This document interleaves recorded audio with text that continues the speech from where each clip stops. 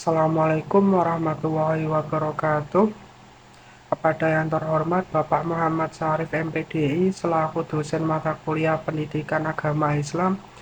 Perkenalkan, nama saya Bagus Dwi Saputra dari program studi Teknik Informatika semester 1. Video ini merupakan video tentang iman kepada hari kiamat, termasuk salah satu rukun iman yang harus diyakini oleh umat Islam. Dan di dalam video ini mencakup penjelasan tentang proses terjadinya hari kiamat, keadaan manusia ketika dihisab di padang mahsyar, penentuan tempat manusia setelah dihisab apakah ke surga atau neraka, berdasarkan keterangan-keterangan yang ada dalam Al-Quran maupun hadis. Video ini saya tujukan untuk memenuhi penilaian ujian akhir semester Gasal.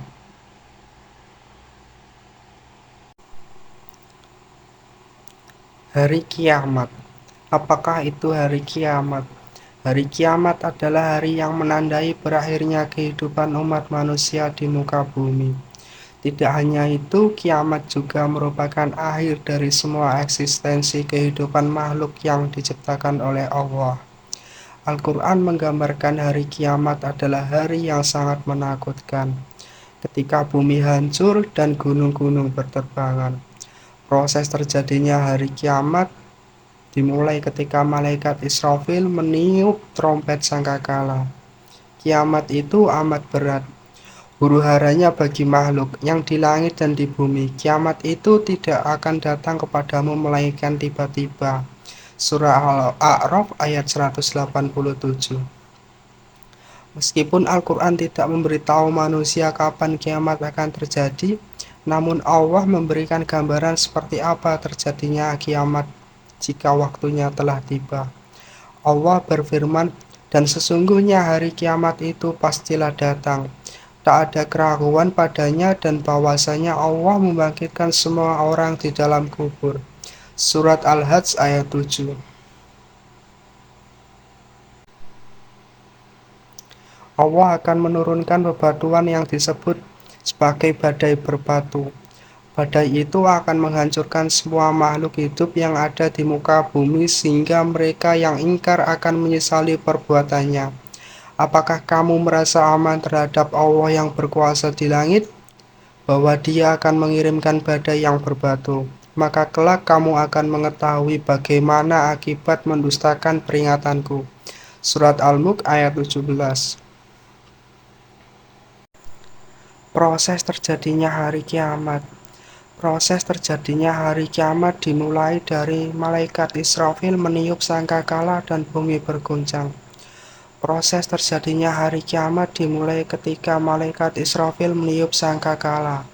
Sangkakala adalah sebuah trompet yang berbentuk seperti sebuah tanduk. Allah memerintahkan malaikat Israfil untuk meniup trompet sangkakala. Tiupan sangkakala pertama oleh malaikat Israfil dapat mematikan siapa saja yang ada di langit dan bumi. Hal itu selaras dengan firman Allah yang artinya, dan ditiuplah sangkakala, maka matilah siapa yang di langit dan di bumi kecuali siapa yang dikehendaki Allah. Quran Surat Az-Zumar, surat ke-39 ayat 68. Setelah sangkakala ditiup, maka bumi kemudian berbincang dan isi perut bumi pun berhamburan.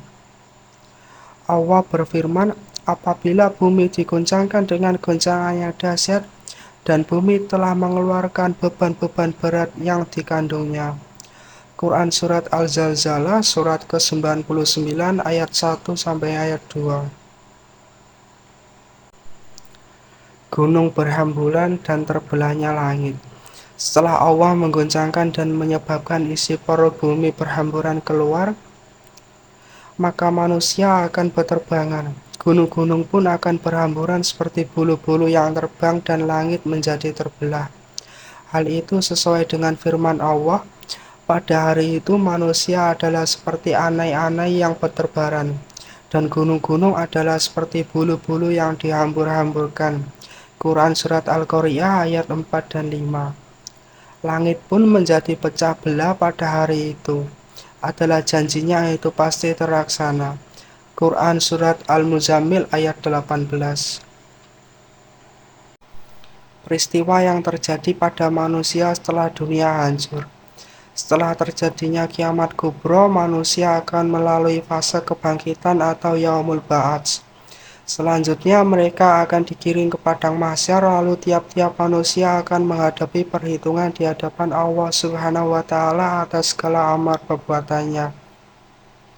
Tentang adanya hari kebangkitan manusia atau yaumul ba'ats, Allah Subhanahu wa taala telah memberitahukan melalui firman-Nya dalam Al-Qur'an surat Yasin ayat 51 sampai 54. Allah Subhanahu wa taala berfirman, artinya sangkakala pun ditiup yang kedua kalinya untuk membangkitkan orang-orang dari kubur. Dan seketika itu mereka bergerak cepat dari kuburannya menuju kepada Tuhannya. Mereka berkata, celakalah kami, siapakah yang membangkitkan kami dari tempat tidur kami, yaitu kubur. Lalu dikatakan kepada mereka, inilah yang dijanjikan Allah yang Maha Pengasih dan benarlah para rasul-Nya. Teriakan itu hanya sekali saja, maka seketika itu mereka semua dihadapkan kepada kami untuk dihisab. Pada hari itu tidak ada sama sekali orang yang dirugikan sedikit pun. Kami tidak akan diberi balasan kecuali atas apa yang telah kamu kerjakan. Dalam ayat lain dijelaskan Allah Subhanahu wa taala akan menghisab seluruh amal perbuatan manusia selama hidup di dunia. Dia berfirman dalam surat Al-Mu'minun ayat 102 sampai 104. Artinya, siapa yang berat timbangan kebaikannya, mereka itulah orang-orang beruntung. Siapa yang ringan timbangan kebaikannya, mereka itulah orang-orang yang merugikan dirinya sendiri. Mereka kekal di dalam neraka jahanam. Wajah mereka dibakar api neraka dan mereka di neraka dalam keadaan sangat menyeramkan. Dalam tafsir Al-Munir disebutkan, ayat tersebut menjelaskan Allah Subhanahu wa taala memaparkan keadaan orang yang bahagia dan beruntung serta orang yang celaka dan sengsara. Maka barang siapa yang timbangan amal-amal kebajikannya lebih unggul dan lebih berat dari amal-amal buruknya, meskipun hanya terpaut dengan satu amal baik, mereka itulah orang yang beruntung mendapatkan apa yang diinginkan dan dicari. Mereka selamat dari neraka dan dimasukkan ke dalam surga. Tulis tafsir tersebut. Lalu, bagaimana keadaan manusia di hari kebangkitan? Keadaan manusia di hari kebangkitan. Hari kebangkitan manusia kelak akan menjadi fase yang sangat melelahkan. Dalam sumber yang sama dikisahkan pada saat hari kebangkitan, seluruh umat manusia sejak Nabi Adam hingga akhir zaman akan dihimpun di padang mahsyar. Mereka dikumpulkan dalam kondisi berdesakan sehingga kedua betis kanan dan kirinya bertaut rapat. Hal ini sebagaimana digambarkan dalam Al-Quran. Allah Subhanahu wa taala berfirman, artinya, dan bertaut betis kiri dan betis kanan. Kepada Tuhanmu lah pada hari itu kamu dihalau. Quran Surat Al-Qiyamah, surat ke-29 ayat 20. Ibnu Katsir dalam kitab tafsirnya mengutip pendapat dari Ali bin Abi Thalhah dari Ibnu Abbas. Ayat tersebut menerangkan akhir kehidupan di dunia dan awal kehidupan di akhirat. Betis kiri dan kanan yang dimaksud pada ayat tersebut yaitu rapatnya kedua betis seorang saat dikafankan di hari terakhir kehidupannya serta saat berhimpitan di padang mahsyar. Keadaan manusia saat dikumpulkan di padang mahsyar sangat beragam, bergantung pada tingkat keimanan dan amal soleh mereka selama hidup di dunia. Manusia dikumpulkan seperti saat pertama kali mereka diciptakan, yaitu tanpa selembar kain yang menempel di badan, tanpa alas kaki dan tidak berhitan. Dalam sebuah riwayat, Aisyah radhiyallahu anhu pernah mendengar sabda Rasulullah SAW, manusia pada hari kiamat akan dihimpun di padang mahsyar dalam keadaan tidak beralas kaki, telanjang bulat dan tidak bersunat. Hadis riwayat Muslim. Aisyah juga bertanya kepada Rasulullah SAW, ya Rasulullah, apakah laki-laki dan perempuan akan bercampur baur dan saling melihat aurat satu sama lainnya? Rasulullah bersabda, Hai Aisyah, urusan mereka pada hari itu jauh lebih besar daripada keinginan untuk saling melihat. Hadis riwayat Bukhari dan Muslim. Keadaan umat manusia juga akan terbagi menjadi 3 kelompok saat digiring ke padang mahsyar. Hal ini diterangkan dalam hadis yang dinukil dari buku Pintar Hari Akhir karya Abdul Muhsin Al-Muthairi, diriwayatkan dari Abu Hurairah. Nabi Shallallahu Alaihi Wasallam bersabda, kelak manusia akan dikumpulkan dengan 3 cara. Cara yang pertama, orang-orang yang dipenuhi rasa harap dan takut. Yang kedua, 2 orang menunggangi 1 ekor unta. 3 orang menunggangi 1 ekor unta. 4 orang menunggangi 1 ekor unta. Dan 10 orang menunggangi 1 unta. Kemudian cara ketiga, dan sisanya akan dikumpulkan api yang akan terus menyertai mereka di setiap siang, malam, pagi, dan sore. Hadis riwayat Bukhari dan Muslim.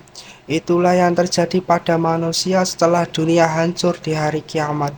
Semoga dengan mengetahui gambaran peristiwa di hari kebangkitan, umat muslim dapat senantiasa selalu mengingat adanya hari akhir dan menambah keimanannya. Amin amin ya rabbal alamin. Penyerahan kitab amal manusia. Seluruh manusia dibangkitkan dari kubur ke padang mahsyar. Mereka berdiri di sana selama Allah Subhanahu wa Ta'ala kehendaki, dalam keadaan telanjang dan tanpa alas kaki. Salah satu peristiwa besar yang akan terjadi pada saat upacara hisab ialah penyerahan buku catatan amal manusia di dunia. Allah Subhanahu wa Ta'ala berfirman, tiada suatu ucapan pun yang diucapkan manusia melainkan ada di dekatnya malaikat pengawas yang selalu hadir. Surat Qaf, surat yang ke-50 ayat 18. Al-Quran menyebutkan kedua malaikat ini dengan sebutan Al-Hafazah, penjaga amal perbuatan manusia. Imam Al-Bukhari dan Muslim, Rasulullah Shallallahu Alaihi Wasallam bersabda yang maksudnya, sesungguhnya Allah Subhanahu wa Ta'ala mencatat amalan baik dan buruk manusia. Maka siapa yang berkeinginan hama untuk melakukan kebaikan namun tidak jadi melakukannya akan ditulis untuk kebaikan sempurna.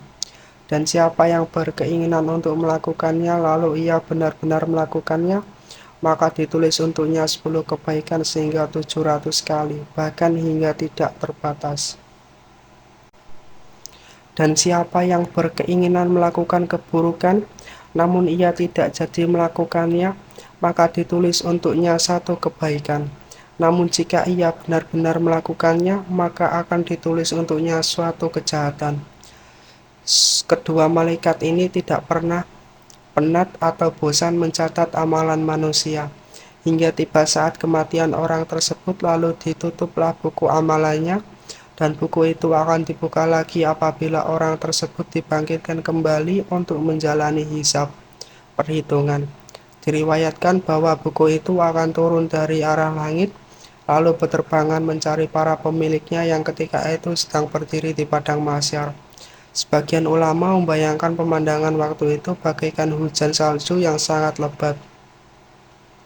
Imam Al-Bukhari dan Muslim meriwayatkan Rasulullah Shallallahu Alaihi Wasallam bersabda yang maksudnya, seringkali sebuah kata-kata yang diucapkan seseorang ia menganggap ringan saja, namun dapat membuatnya melayang-layang di neraka selama 7 tahun lamanya.